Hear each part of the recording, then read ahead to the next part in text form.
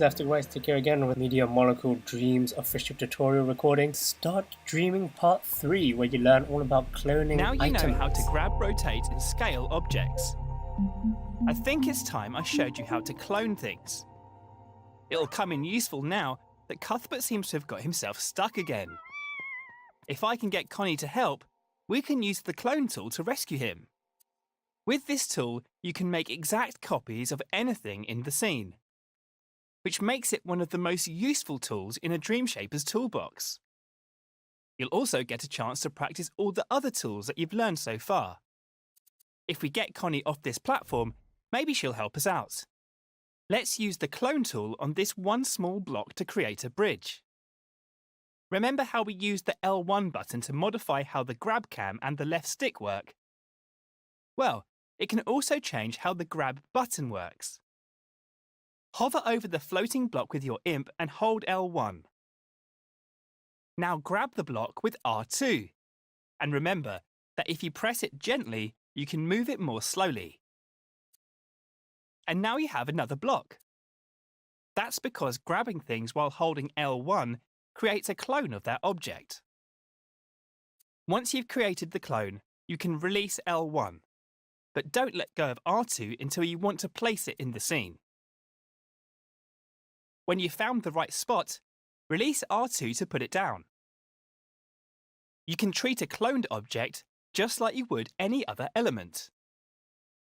You can move it with R2, rotate it with L2, and scale it up and down with the directional buttons.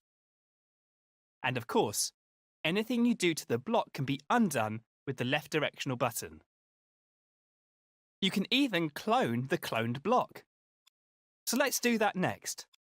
Hover over it, hold L1, then press and hold R2. You can either use the clone tool to build a bridge between the first two platforms, or you can create floating blocks for Connie to jump on.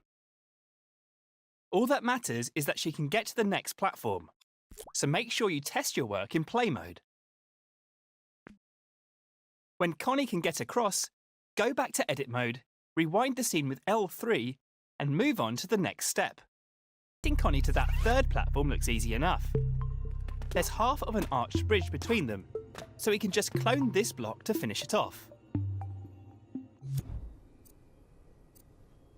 OK then, hold L1 and grab the block with R2 to clone it.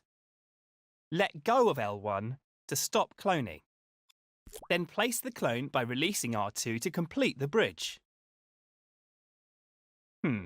That doesn't look quite right.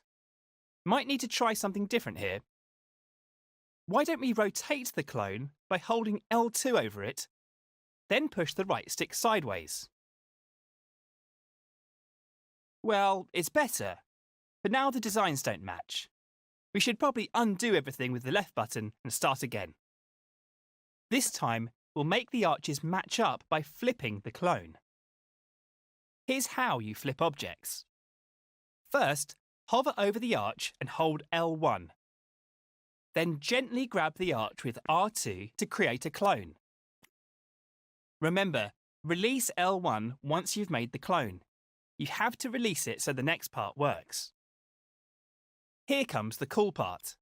While still holding the arch, click the L3 button on your controller to flip the arch horizontally. That's all there is to it. Now you try. Hold L1. Gently grab the arch with R2 to clone it. Release L1, and finally, flip the arch horizontally by clicking L3. And don't forget that you can realign the clone while you're holding it by pressing triangle. Now let's see what happens if you click R3. Nice! The arch is flipped vertically instead. We should probably line it up with the first arch now, and release R2 to place it down. We probably should have flipped it back first. No problem. I'll just grab it with R2 and flip it again with R3. Hey Connie, we've almost made it to the door. But Connie's going to have to go across and up now. Good thing you already know how to make clones, because we're going to need them. So hold L1 and grab the block with R2 to clone it. Now place that clone a little higher than the original, and you know what? There's a better way. So let's undo that with the left directional button. We're going to try a new technique called repeat cloning. I bet you can already guess what it does. That's right, it lets you make lots of clones at once. Let's give it a go. Hover over the block again, hold L1 and gently press and hold R2. Release L1 once you've made the clone, and move the block up and along. Don't put it down yet though. This is where you become a cloning expert. Without letting go of the first clone, press the right directional button to create a second one. And you guessed it, another press will create a third one. In fact, you can just keep pressing right to create more and more clones in a sequence. And if you make too many, no problem. Just press left to remove any clones you don't want. As you can see, all the clones are spaced evenly, and you can move the whole sequence by simply moving the clone that's on your imp. If you move the clone up, you can create a staircase. As always, put it down by releasing R2. Once the clones are in place, they won't be in a sequence anymore. You'll have to edit each block individually. See the dotted line around them? That's a selection. When you put repeat clones down, they're always selected automatically. That means you can move them as a group. If you only want to move one block, you can deselect the objects by pressing the circle button. There's a whole tutorial on selecting and grouping objects if you want to find out more. Move on to the next step when you're ready.